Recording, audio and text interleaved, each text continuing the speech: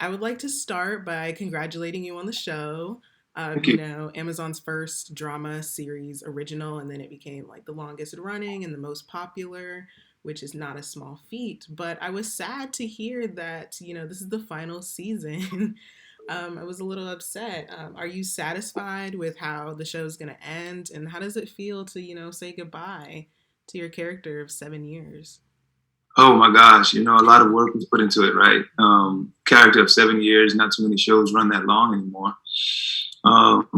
It's sad. It's bittersweet. You get a chance to embark on new things, but at the same time, I really was having a good time knowing that I was going to spend some time with cast, crew, and amazing writing with my partners Titus and Welliver and Amy and Lance, and Crate Barrow, which is Troy and Greg.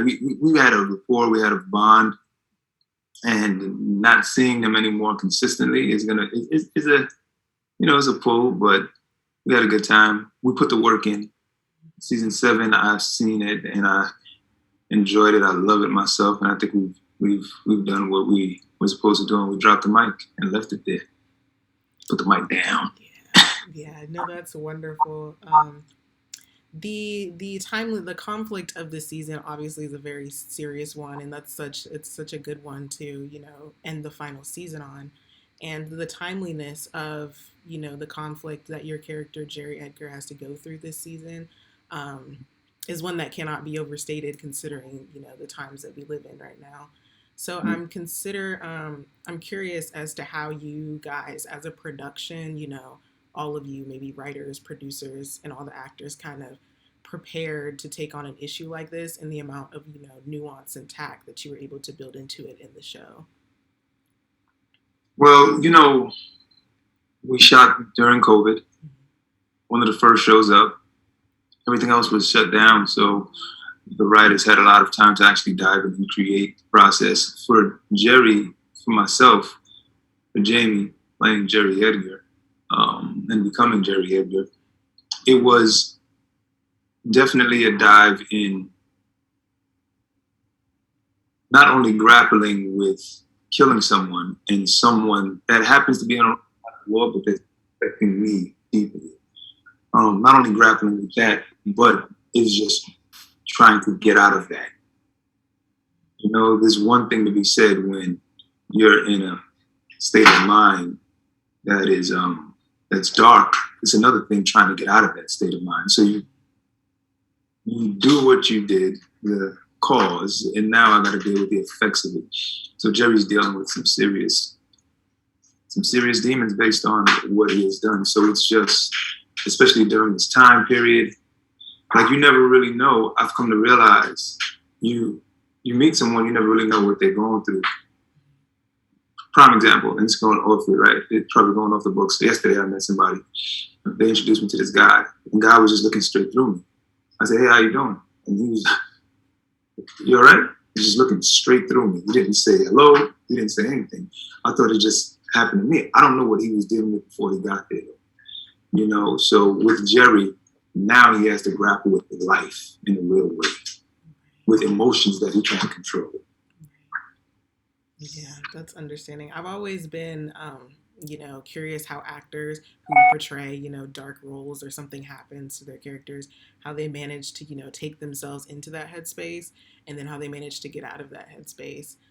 And I think that's a really fascinating thing to do. And it's something that, actors don't get appreciation for it that much because that's a really tough thing to do. Um, Pivoting a little bit, I have to say that I was a big fan. My mom is a big fan of you from The Wire. And I was curious, the roles that you did are so different.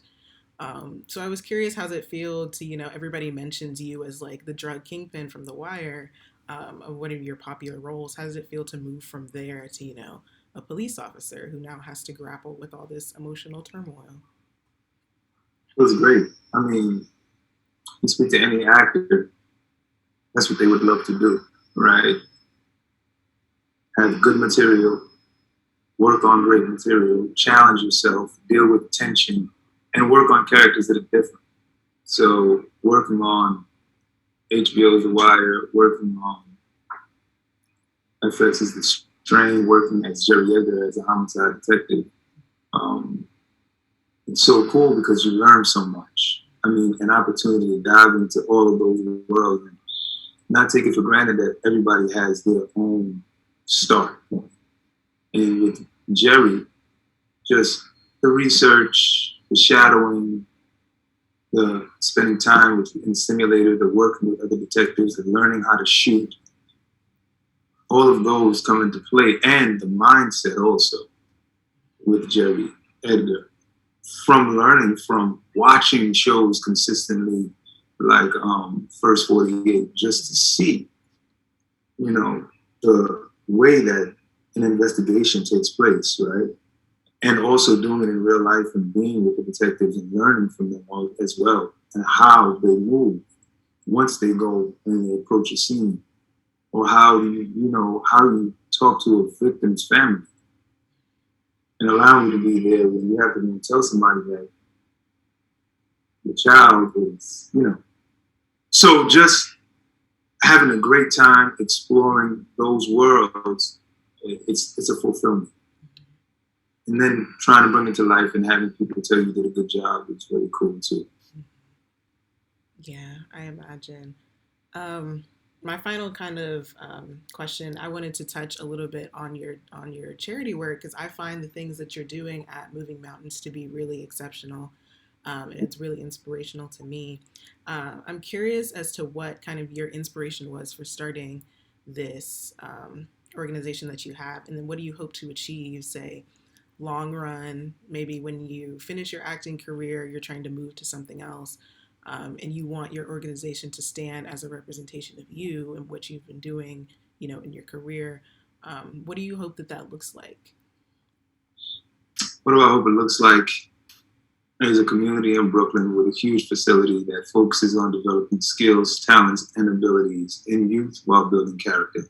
And just keep that machine going where they can come surround themselves with like-minded individuals, or even if they're not like-minded as those that they come in contact with, but their mind begin to change because they see possibilities, right? We're right here.